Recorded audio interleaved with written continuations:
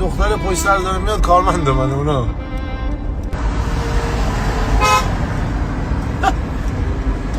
اومد نهار داره برمیگرده سر کار. یه کارمند ساده است. ماشینی که داره رانندگی میکنه جیپ رانگلر 2024 یعنی خیلی جوونا دوست دارن این ماشینشه. اونا جلوی کامیون داره میره سر کار. اینا نباشن 2000 ما پول نمیتونیم. خدا شما رو عاقبت بخیر بکنه به امید پروردگار. مملکت صاحب داره دیگه حاجی. مملکت صاحب داره. مملکت صاحب داره. به خداوندی خدا این یه کارمند ساده است.